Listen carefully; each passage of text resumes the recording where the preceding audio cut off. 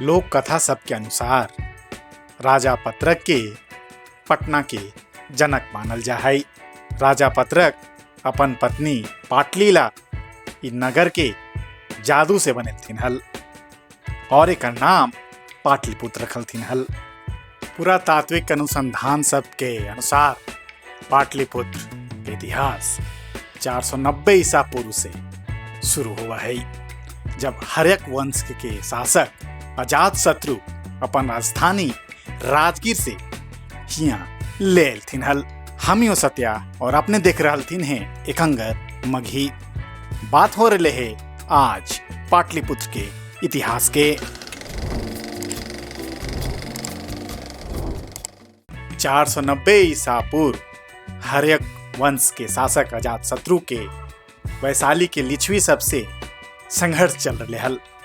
तो उस समय उनका राजधानी राजगीर हुआ हलै। तो उनका लगले कि राजगीर से बेहतर पाटलिपुत्र हो सकले है। तो अपन राजधानी पाटलिपुत्र ले एलथिन और गंगा के किनारे जगह चुन के अपन किला बना लेलथिन। उस समय से ही पाटलिपुत्र के इतिहास स्वर्णिम रहले है। ऐसन गौरव दुनिया के बहुत कम नगर के नसीब होले है। बौद्ध धर्म के प्रवर्तक गौतम बुद्ध अपन अंतिम समय में हिया से होके गुजरलथिन हल। तो नगर के ऊ भविष्यवाणी केलथिन हल कि एकर भविष्य उज्जवल रहते, लेकिन एकरा हमेशा बाढ़ और आग से परेशानी झेले पड़ते। मौर्य साम्राज्य के उत्कर्ष के बाद पाटलिपुत्र सत्ता के मुख्य केंद्र बन गए हल। चंद्रगुप्त मौर्य के साम्राज्य समझो कि बंगाल से अफगानिस्तान तक फैलल हलै। शुरुआती पाटलिपुत्र लकड़ी से बनल हलै, लेकिन सम्राट अशोक ओकरा फिर पत्थर के बनवेलथिन। चीन के फाइयान जे कि 399 से 414 तक भारत यात्रा पर हलथिन, अपन यात्रा वृत्तांत में कहथिन कि उनका हिया शैल संरचना देखेला मिललै। मेगास्थनीज जे कि यूनानी इतिहासकार हलथिन और चंद्रगुप्त मौर्य के दरबार में राजदूत हलथिन, तो जब पाटलिपुत्र एलथिन तो उनकर लिखित विवरण मिला है। ज्ञान के खोज में बाद में कई गो चीनी यात्री यहाँ एलथिन और वो भी अपन यात्रा वृत्तांत में एकर विवरण दिलथिन। गुप्त वंश के शासन काल के प्राचीन भारत के स्वर्णिम युग कहल जा है। पर ओकर बाद जे गौरव पाटलिपुत्र के मिला है उ न मिल पैलै। गुप्त साम्राज्य के पतन के बाद पाटलिपुत्र के भविष्य काफी अनिश्चित रहलै। 12वीं सदी में बख्तियार खिलजी बिहार पर आक्रमण करके एकरा पर अपना आधिपत्य जमा लेलकै और जितना भी आध्यात्मिक प्रतिष्ठान हलै सबके ध्वस्त कर दिलकै। और तब से पाटलिपुत्र सांस्कृतिक और राजनीतिक केंद्र हलै देश के, तब से ई न रह पैलै। मुगल काल में दिल्ली सल्तनत जब हलै तब पटना के दिल्ली से ही नियंत्रण रखल गेलै। ई काल में उत्कृष्ट समय तब अलै जब शेरशाह सूरी पाटलिपुत्र के पुनर्जीवित करे के कोशिश केलथिन।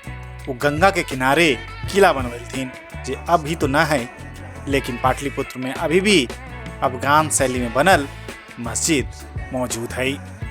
मुगल बादशाह अकबर 1574 में अफगान सरगना दाऊद खान के उचलेला पाटलिपुत्र एलथिन हल। अकबर के राज सचिव एवं आईने अकबरी के लेखक अबुल फजल ई जगह के बारे में विवरण लिखाथिन। ओकरा में वो बतावथिन कि पाटलिपुत्र कागज, पत्थर और शीशा के संपन्न औद्योगिक केंद्र हलै।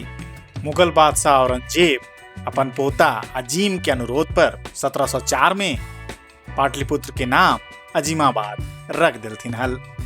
अजीम उस समय पटना के सूबेदार हलथिन।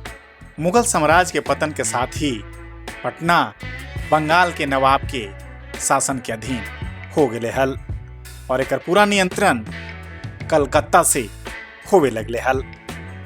17वीं शताब्दी में पटना अंतर्राष्ट्रीय व्यापार के केंद्र हलै। अंग्रेज 1620 में यहाँ रेशम और कलिको के व्यापार के ला फैक्ट्री खोलल के हल। जल्दी ही सॉल्ट पीटर यानी कि पोटेशियम नाइट्रेट के व्यापार के केंद्र बन गए हल, जेकर कारण फ्रेंच और डच लोग से प्रतिस्पर्धा खूब होवे लगले हल। बक्सर के निर्णायक युद्ध के बाद पटना के ईस्ट इंडिया कंपनी अपन अधीन कर लेल के हल और एकरा वाणिज्य के केंद्र बना दिल के हल। 1912 में जब बंग भंग होलय और उड़ीसा बिहार दोनों साथे अलग हो गए थी, तो 1912 में पटना ही संयुक्त उड़ीसा और बिहार वाला पार्ट के राजधानी हलई। 1935 में फिर जब बिहार उड़ीसा से अलग होलय, तब भी पाटलिपुत्र पटना के रूप में राजधानी बनल रहलई।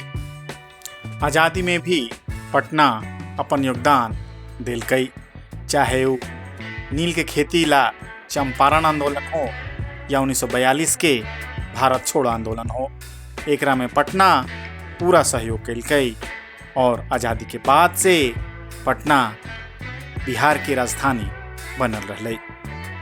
तो ये हलो कहानी पाटलिपुत्र के हमल यो सत्या और अपने देख रहल थी नल एक अंगर मघी। फिर मिलबो अगला वीडियो में एक अलग विषय वस्तु के साथ। तब तक ला जय मघी।